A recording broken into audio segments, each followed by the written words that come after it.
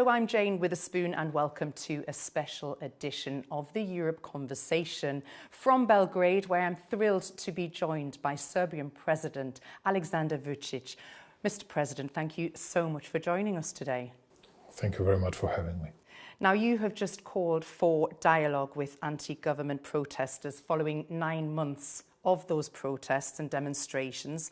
They've once again refused. Where do you see this going for now? How are you going to fix the situation? Well, as a matter of fact, I was facing years of protests and demonstrations, starting from 2014, after we had to do fiscal consolidating measures, cutting pensions and public wages.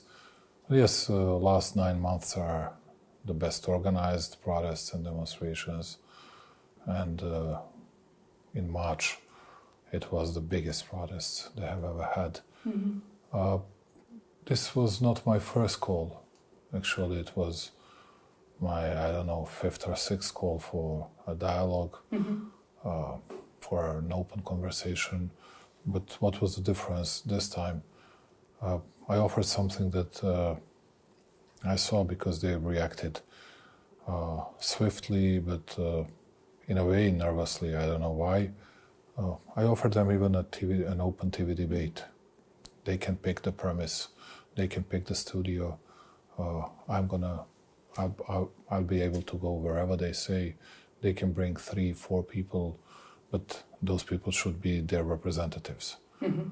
And I was ready to discuss it publicly because I believe that talks, conversation, dialogue has no alternative at all. Mm-hmm. And saying this, I think that any kind of violence that we saw in the streets is not good for this country.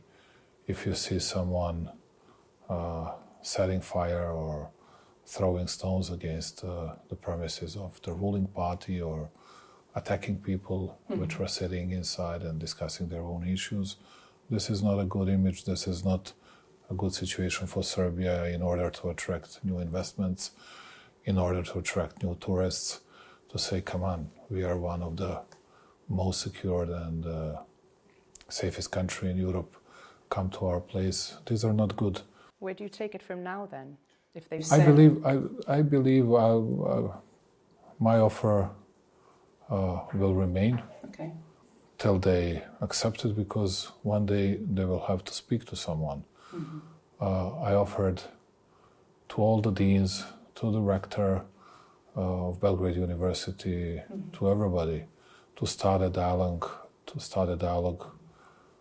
6 months ago. It was February, late February. And even before that, in December, I offered that to the students. But they refused that because almost the only aim, the only target they had, it was either myself, either government, and that was it. They wanted to speak to everybody else apart from us. And I hope that is going to be changed. Yeah. How have those protests polarized and paralyzed society here in Serbia? You know, we see almost no EU flags on those protests, which is a staggering difference from other protests in the region. You know, how do you interpret that? It's a very strange and complicated situation in Serbia, speaking about this. You have many NGOs that will always say, okay, we are pro-EU oriented and give us EU future. We cannot reach that future with Vučić, although we are in a very best economic situation comparing to all times, comparing to everything we have had so far.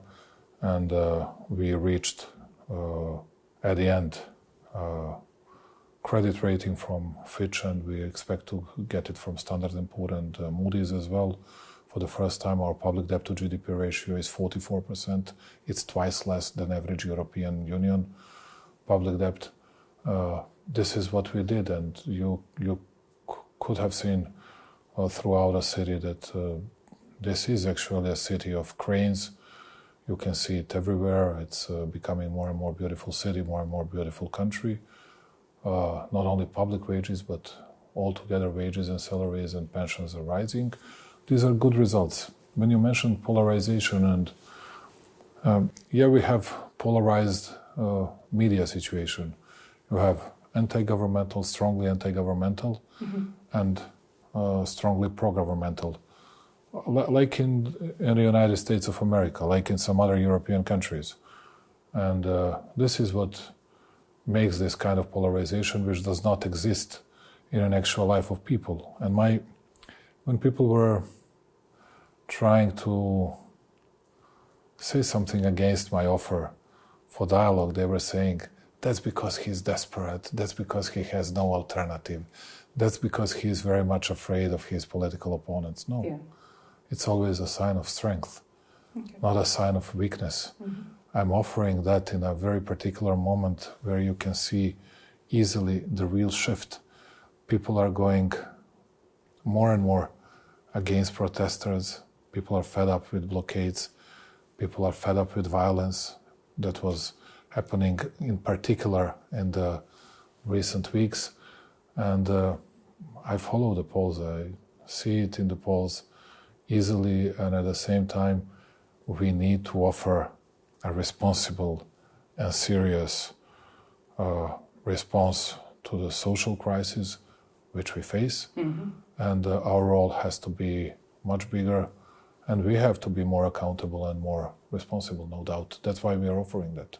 There have been allegations of excessive use of force by the police, and how would you respond to these accusations? You know, how are you ensuring that accountability that you just mentioned there for human rights? Comparing the reaction of Serbian police to all the other big EU polices, it's almost incomparable. Our police was quiet, silent, not responding almost to anything. They announced on 28th of June that they were going to start with violent actions against police. They called it a green light for their action. And they attacked police units, and they wanted to attack their political opponents. And after that, they burned at least 4 premises of the ruling party. There were no examples, vice versa. And police was not even intervening in Novi Sad and Valjevo, 2 important cities in this country. Police was intervening actually aftermath, using the least force they could have used. Are there some particular cases where was an excessive power of force used by 1 or 2 or 3 police guys? No doubt it always happens somewhere, particularly after 9 months. But if you want to compare the scenes from Berlin, London, even Brussels or Paris, with the situation and scenes from Belgrade, it's really incomparable. And I need to tell you that I'm very proud of the behavior and stances that were taken by our police and their patience. And I think that it's a miracle that we, having in mind the aggressiveness, the level of aggressiveness of protesters, that we kept the situation in a way that there were no casualties, that there are no dead people in 9 months. And we hope that will be an example of democratic and peaceful resolution of all these issues. The protesters are blaming a corrupt system for part of their actions. You know, is Serbia corrupt? Is there corruption here? No doubt, there is corruption everywhere, all over the world, in every single country. And that's the easiest topic that someone can pick, and saying, okay, there is corruption. But putting that aside, of course there is a lot of corruption. And we need to fight it much stronger. And I'm very much dedicated, very much devoted to lead that fight, to lead that struggle. And their problem, the problem of protesters here is they can say whatever they want. But they know that Vučić has no bank accounts out of the country. I don't have any kind of accounts, any kind of apartments, villas, whatever, out of the country. Everything that I have, it is declared according to the law here in Serbia, and everybody knows that. But I'm very ready to accept words of criticism on this issue, to change an important bills and to address it and to cope with it problem. But you need to know that it's always easy to scold and to scoff with the issues that are easy to be targeted like this one. But are there many things to be done? Yes, and we'll have to do many things in the future. On our EU path, this is one of the most important tasks for us, no doubt. The protesters are now calling for a snap election. Is there going to be one? Is this something that you think could move things forwards? You see, Euronews was broadcasting at least 2 shows in February and March this year, saying, well, and it was said even by Euronews hosts, not by your guests. It was said, if there are forces in Serbia that would accept Vučić's referendum or elections, it happened 5 months ago. They were saying those guys were going to be treated as real traitors, as guys that helped him the most. Let me just remind you, in December, when they started with this, because I knew from the very beginning that it was like a big deception. We wanted to fulfill all their requirements, all their requests, all their demands. And I was referring to them, saying, okay, we are doing it, we are doing that, we did that. Are you happy with that?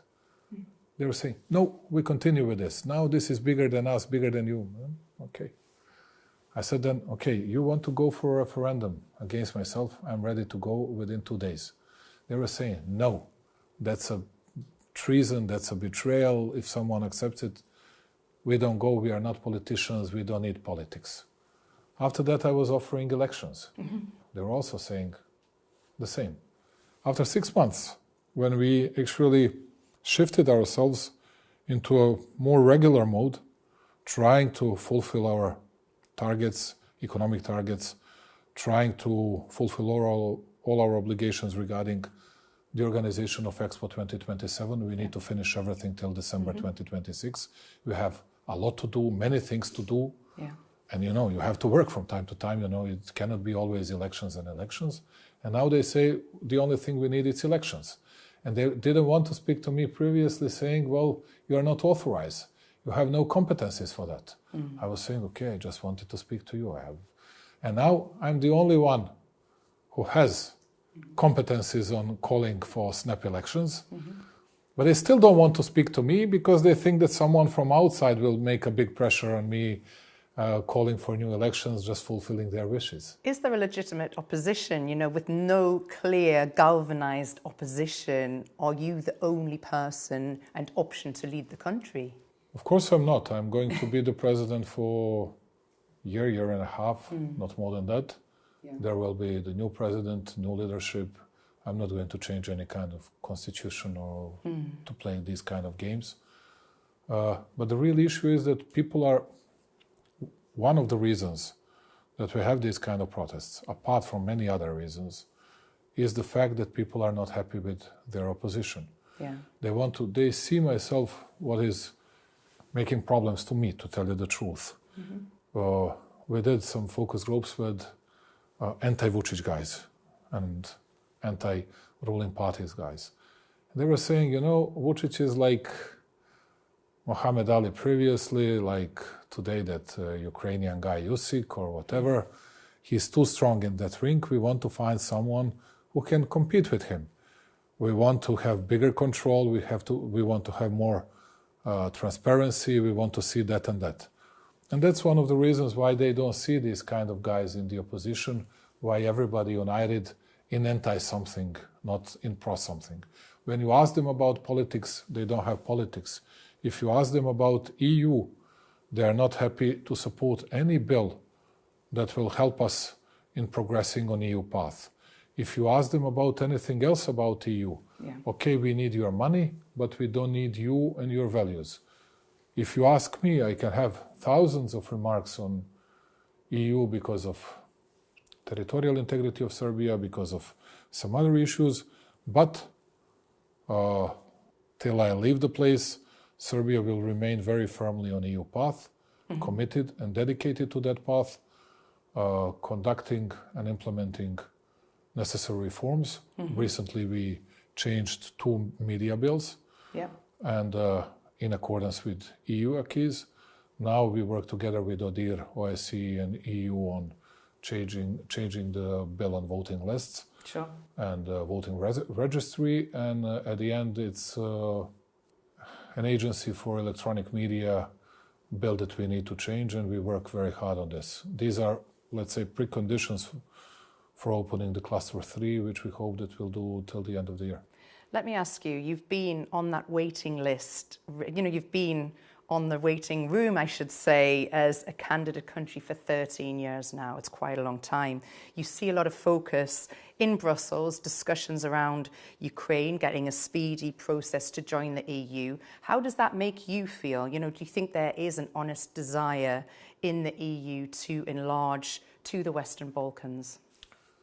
I believe that there are some changes within EU, but of course the main focus will remain on Ukraine and Moldova, because people in Brussels, they believe that they should stop, in a way, Russia's interest flowing further into the European soil. And that's why they are very much focused on Ukraine, and in particular because of all the problems Ukraine is facing with, and the battlefield they have with Russians, and then Moldova, and then Western Balkans. In Western Balkans, I'm not sure that everybody is interested in a way that big countries are, and I'm happy to see this kind of change. I spoke very recently to Meloni and to President Macron, and I think that they're very much interested in not only Serbia's progress to EU, but an entire Western Balkans progress to EU. But I'm not sure about all the other countries, and now you know that you need a consensus. But what we need to change ourselves for ourselves and because of ourselves. But there are some other things that we can do together, which is unique market, which is region without real frontiers, without real borders, without any obstacles for trading or flowing capital, people, whatever. This is something that we need to accomplish before we get closer to EU. There are a lot of stuff to be done for us, and I'm very much aware of that. But if you ask people in Serbia, you can go wherever you want. To, let's say, our camp, opposition camp, you're going to hear the same. We are a bit fed up about it, and we expect it to get much faster to European Union. How is your dialogue with President Putin at the moment, and do you believe that peace is possible under Trump? And is Putin really interested in it? I believe that everybody is interested in peace. I cannot say everything that people in Brussels might like to hear always. Because I can tell you, for 3.5 years, I was saying that it was not going to be easy beating Russia, and they were, some of them were very loud in saying it's just a matter of time when we're gonna beat them out, expel them from Ukrainian soil and everything else. And I was saying, well, that was not realistic, and nobody wanted to hear this kind of voices. There were some talks with President Putin, I believe open and sincere talks that I had, that he didn't like, and some of the parts that I didn't like. But I'm not going to speak about it publicly. Are you keeping those conversations going behind the scenes with him? No. No? I have never had anything behind the scenes. Some people from Europe have these kind of conversations behind the scene. I don't have it. I always do it in a very transparent way. I did it only once in the last 3.5 years. And I believe that an entire Europe was watching it, like everybody was having his or her own remarks on that, but not on themselves when they were speaking, not in that transparent way. But I believe that this initiative, it is very important, and we still didn't reach tipping point or point of no return to the bigger clashes, but I believe that within 2, 3, 4 months, we can reach that point. That's okay. President Vučić, thank you so much for joining us on Euronews today. Thank you very much for being Great here. to see you today. And hope to see you soon. Thank you. Wish you all the best. Thank you.